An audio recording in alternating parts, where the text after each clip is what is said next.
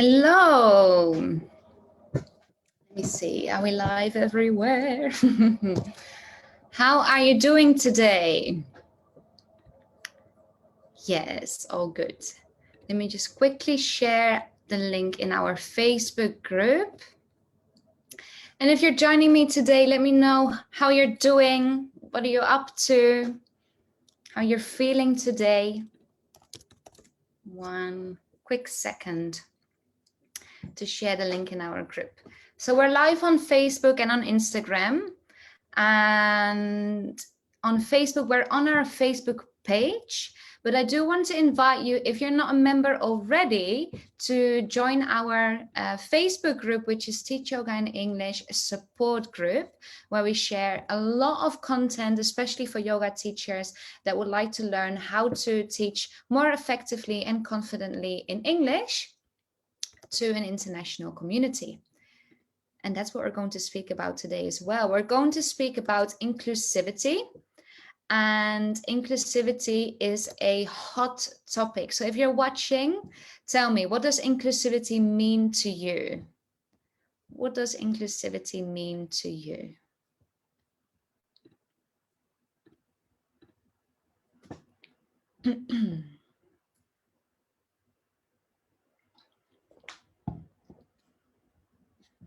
All right. All good, all good. And I was meant to say, we're here on Wednesday. Normally we're here on Thursday. This week we're here on Wednesday because of some personal things that popped up. So if you can't make it, I understand completely. I hope you can watch the replay, or you're probably watching the replay now by the time you hear this. And know that it will always be available on Instagram, on Facebook, and in our Facebook group, but also on our podcast. So if you haven't seen our podcast yet, it's Your Yoga in English on Spotify, on Google Podcast, and on Anchor. And you can probably listen to it on any type of media that you use. It's available everywhere. I see Belen has joined. How are you? How are you doing? All right, we're all set. All set. So we're speaking about inclusivity. And inclusivity is a very hot topic among yoga teachers. More and more, we are educated on how to make our classes more accessible, more inclusive. And over the past months, I have done a lot of research myself. I've spoken to many different people from different backgrounds, different experiences. And I do believe that we are becoming a lot more aware on gender, identity, body image, race, ill health, abilities. I think there's a lot of interviews and blog posts and books even that are already out there. I think that we are learning how to be more inclusive in offering variations, working with props, and creating a welcoming environment. But I do miss hearing about cultural differences based on continents, countries, languages, and religion. So that's what we're going to speak about today. Inclusivity in terms of continents, cultures, countries, languages, and religion. So what does it mean to be an inclusive yoga teacher? And I see you're slowly joining here, everyone. Amazing. Hi, Enga. Hi, Maka. How are you doing? Today we're speaking about inclusivity, and I would love to hear from you if you're watching what inclusivity means to you. What does this mean, and how does this play part in your yoga classes, or maybe planning your yoga classes? All right. So being an inclusive teacher means that you are aware or consider our diverse experiences when you research, study, plan, teach, and communicate with your students. Then finding ways, so this is being an inclusive teacher, but finding ways of being inclusive is creating awareness of what our different experiences might be. It means respecting each individual's truth, meet your students where they are at, acknowledge their present state of being, and adapt your language and your behavior to them. So you might have seen our latest blog. Our latest blog is called Ways of Being Inclusive in Your English Yoga Classes Worldwide. And it's actually a two-parted blog. So the first part is all about countries, continents, language, and religion. The second part, we're speaking about health conditions, femininity, identifying as a woman, and beauty standards. So they're kind of two different types. I wouldn't say categories, but aspects. And that's why we've divided them into parts. So today, and in this blog that I've just spoken about, we all speak about continents, countries, languages, and religion. And if you want, oh my God, speaking too fast. If you would like to know more about this already, you can find it on the Enga Unite website. So it's engaunite.com/blog. And you can wait for the second blog, which is coming on Friday. So Friday the 11th. If you're watching this later, it might be there already. If you're watching this now or in the next 24 hours, it will be there on Friday. So before I start speaking about inclusivity in these terms, I want you to know that this is not a lesson or a training to teach you what to say, what to do, how to say it, or how to do it. It really is an invitation for you to show up for your students, to do your own research too, to being active in your learning about this topic specifically, and consider the diverse needs of your students. I don't have all the answers. It's a constant journey in which we keep learning more and more. More and more things come to the surface, so we never stop learning, as with anything. And I'm really speaking from the experience that I have, from the research that I've done, and from, like I said, my experience as an English teacher and a yoga teacher in a multicultural setting. So I've been teaching English and yoga in many different countries. And because I'm teaching English as a second language, I obviously work with many different cultures. So really, this is an invitation for you to do your research as well. But I really hope to provide you with some ideas, some new insights, some inspiration to start these studies for yourself as well. All right. And let's see. A few of you have joined here. Don't be shy if you're watching. Let me know how you're doing, how you're feeling. And I'm really, really curious to your experiences with inclusivity as well. So don't be shy. Share your experiences, or maybe share your thoughts. Let us know what you are studying currently, and we're going to dive in. So let me quickly check on the comments on Facebook. All looks good. And Inka says, hi, Inka, really nice seeing you again. So inclusivity is being aware of the diversity of our students and respect them. I love this topic. Amazing, amazing, amazing. I'm glad you do. I hope what we're speaking about today resonates with you too. And we're going to dive in. Let me drink some water quickly.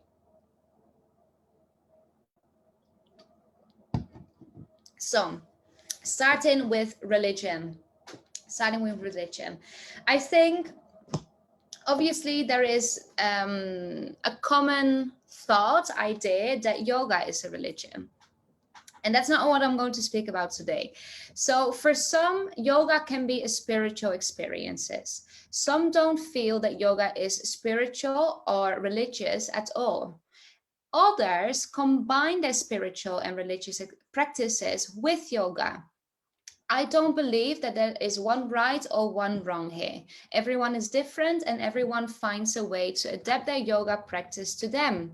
So whatever it is, if you are religious in any way or do practice spirituality through yoga, it's a very personal experience, and it's a very personal practice. So whatever makes you feel good, whatever feels right for you, it's the right thing to do. However, as a yoga teacher, we need to be aware that our students' experiences with religion or with yoga and religion are very personal and possibly more complex than we maybe have or can imagine. So, does this mean that before every yoga class you can ask every student, are you religious? Do you practice any type of spirituality? Or how does religion play part in your yoga practice? No.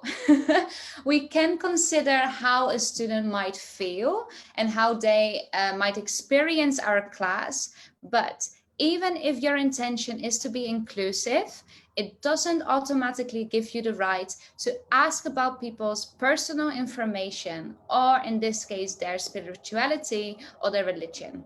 It's about knowing your students and assessing their boundaries. It's about knowing your students and assessing their boundaries. So how do you know what their boundaries are? How do you know when you maybe cross the line or when maybe you ignore their spiritual or religious practices? When finding ways you can be inclusive in your English yoga classes, ask yourself first, what are your boundaries? Where in this class do you feel that maybe you're too much or not giving it too much attention? At what point do I might, or do I might, at what point might I exclude a follower of the Islam or Christianity, or a student who doesn't believe in any religion in this case at all? And how can I accommodate a variety of viewpoints in my classes? Also ask yourself, what are their boundaries and how can I adapt to those boundaries? I want you to know that very often we think we are very different, we all have different experiences, we all have different ideas and perspectives, but we have more in common than we don't. In the end, we're all human and we all have a life, we all have a purpose, we all have goals. All of these things will look different for everybody, but there is a lot more than you can imagine that we do have in common. This means that there's also always ways to include everyone in your classes. So as a school teacher, I was always told to not speak or completely avoid religion, politics, anything that could activate a certain standpoint or viewpoint. And I think that maybe when you work with children or a primary school, high school, this could be different. But in yoga, I do think it's incredibly important that we acknowledge different stand and viewpoints, because ignoring or not giving enough attention to spirituality as a whole could actually seem as if you don't care, if you disagree, or maybe disrespect it. So I'm going to give you 4 ways, 4 simple general ideas that could help you increase your knowledge of religious celebrations and holidays. So these are across countries, across religions, across nations. It's different for everyone, but just a couple of ideas, 4 ideas that could help you increase your knowledge. For example, as a school teacher, my Jewish or Arabian student would never come to the classes on Friday. And it's not because they didn't feel like it and they were ready to celebrate the weekend. It's because it's a holy day of the week and it's often spent with family. Some countries or some religions don't allow any type of technology or transport. Other religions pray and they have meals all together. So it's a holy day, and this will be different in countries and religions all over the world, but it's a day that they can't go to class. So think of this when you plan, and think of this when you create your schedule. Then some students might be fasting for religious or cultural reasons. And this can happen as well at different points in the year. If they attend your class anyway, you could maybe offer more gentle and slower practices, or tell them that they can always that they can always go slower by themselves, or if they feel fragile or low on energy. So really include this in your class planning as well. I hope that you're already offering variations, But if you know that there are students that maybe do feel fragile or low in energy, offer these kind of variations for them and be very, very open about it. Acknowledge this. And then another thing that you can do is record your classes for the people that can't make it. So this goes for the people that are celebrating a holiday of the week, but it could also mean a specific holiday, for example, Chinese New Year, the Songkran Festival in Thailand.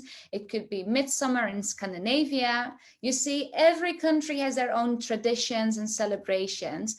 And we need to acknowledge this and take this into account when we plan our classes and our schedule. The last thing, or the fourth point of the 4 ways that you can include more inclusivity, is that when you cue or lead mindfulness practices, use words and vocabulary that are general enough for everyone to apply it to their own perspectives, their situation, or their belief system. So choosing general themes, use open-minded questions, open-ended questions. So these are questions that we can't just answer with yes, no, or maybe. Use ideas that can be received and adapted by individuals in a way that serves them personally. So it's very general, very open, and everyone can take this theme or this idea the way they like to, or make it adaptable or adapted to the way they see things or they view things. So these are just some food for thought, these ideas that are food for thought. And the courses and the workshops that we offer, we go into more specifics and more details. But I really hope that this gives you an idea of what to look for and maybe what to study when you do plan your classes and invite people to your classes that come from different places around the world. Okay, I see a lot of you are joining in the meantime. Say hi, tell me how you're doing. We're speaking about ways of being inclusive in our English yoga classes, and especially in regard to languages, countries, continents, and religion. We just spoke all about religion. I'm going to move on to the second point. But if you do want to listen or you want to know more about it, you can just go back or maybe listen to it afterwards. And I would love to hear your feedback. I would love to hear your ideas on this as well, because it's a conversation that we meant to have. It's something that we really, really need to share with the world. So don't be shy. Share your ideas and your experiences as well. Hello. Thank you for joining. How are you doing? So moving on. Speaking about religion, we're moving on to continents, countries, and language now. And these things are all very, I wouldn't say similar, but they all are linked. They all have to do with each other. And there are many things that we tend to forget when we think of these things or study these things. So the simple things that some people or yoga teachers, any type of school sometimes as well, tend to forget, especially now that we're teaching online and we're teaching in a worldwide international community or have international students, is are you considering the time zones of your students, of your followers, or your potential students and followers? Because it could well be that you're excluding people because you're not really taking into account their different time zones. I have to admit, it's something I'm struggling with. It's a tough job. It's really difficult to actually match everyone's timetables, but doing what you can, offering a variety of classes at different times during the day to involve more people is a way to increase inclusivity. Then, where do your students live? What is their seasonal experience? What is their seasonal experience like in their region or their country? So from time to time, I hear teachers ask students to imagine things that they have never seen or have never done before. For example, I'm teaching people from, I see Israel is here, for example, Mexico. I'm teaching people from the Caribbean, people from very exotic places. And maybe there will be a teacher asking them to imagine snowflakes falling all around them, which is a beautiful romantic image, but not really their experience. They probably, if they haven't left the country, they haven't seen this before, they haven't touched snow before. So it's very challenging for them to imagine what this could actually be like. Speaking about snowflakes, often a lot of people associate Christmas to winter, snowflakes, or maybe ice skating, for example. But imagine you have students from Australia, they never left the country either, and ask them to imagine a wintry scene. Probably this is not their experience either. They don't have the assumption that winter happens the same time as Christmas, or snow is falling down in December. Maybe that happens in July. So even if they can imagine what it looks like because they have seen it in pictures or in movies, this is not their personal experience. And it may seem like really small assumptions, really small things that we can do, but it's important that we don't take our normal experience to center our class around. So what is normal to us is only one person in one part of the world. If you're teaching an international class with people from all over the world, we have to make our use language that's very inclusive and thereby general and open. So not being too specific about what it should be like, what it should feel like, what should happen, what they should imagine. All right. So again, these are general, simple ideas, but yet I find them very important to consider when we speak about inclusivity. And again, do you have a thing for yourself? Do you use themes then, vocabulary that are general enough for people from different countries, continents, and regions to make it personal and relatable to their experience in your yoga classes? Language. Next point, language. So here we speak about language all the time. Obviously, you guys know that I'm all about language, and what we do at Enga is all about making yourself understood rather than making yourself heard. That we love all the accents in the world, and we really want to help you become confident and effective in your yoga classes. So language is a really, really, really important point for me, and it's something that and I'm speaking about language in terms of speaking English as a second language.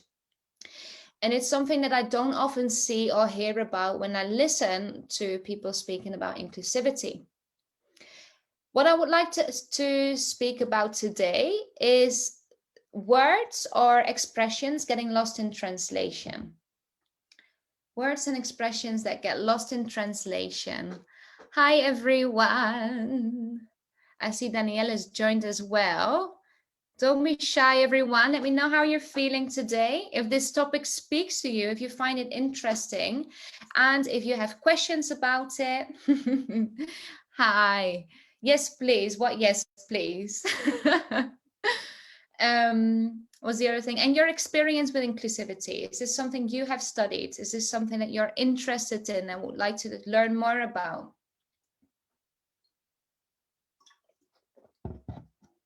So language, using language as a non-native English speaker, and especially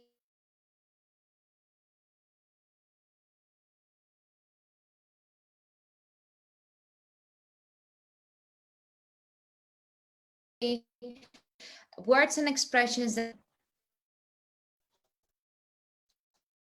a while ago I was live with Marta, and Marta and I work together. Marta is also an English teacher, because she's an English teacher, she also works with people from all over the world, and we spoke about connotations. So a connotation is often thought of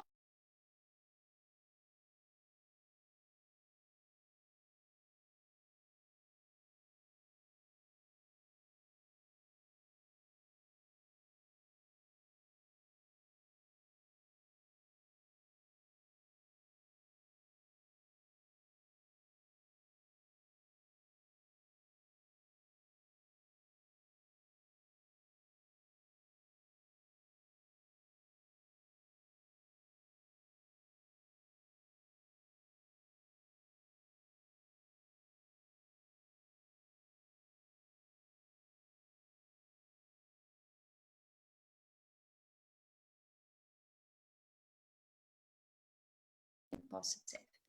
Yes, we're back. We're back. We're back.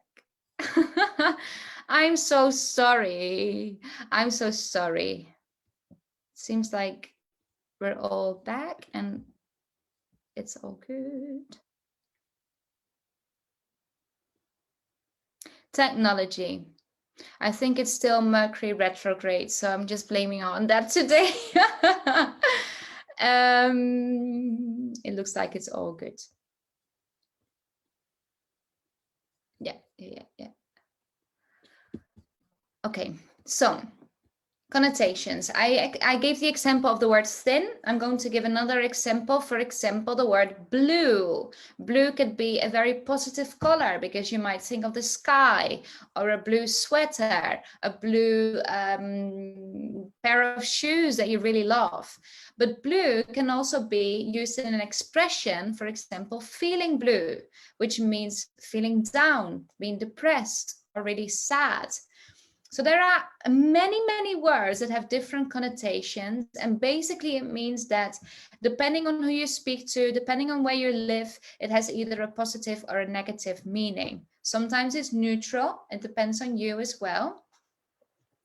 Oh God. Yes, we're back. It depends on you as well. So there isn't one right or one good thing, but we need to be aware of how we use these words in our yoga classes. So an important thing to remember is that language is linked to political and historical context, especially when it comes to race, gender, and sexuality. So as language learners, but also as yoga teachers, I advise that we research the correct use of words in different countries, cultures, and languages to avoid this type of communication or miscommunication. I'm really afraid that we're not actually here anymore. If you're watching, if you are still here and you're watching, please let me know, because it seems like I've lost the connection.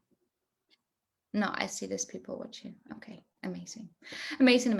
I'm gonna go back. So connotations, it's very important that we consider how different meanings of words can actually influence the state, the mood, or maybe the thought patterns of a person.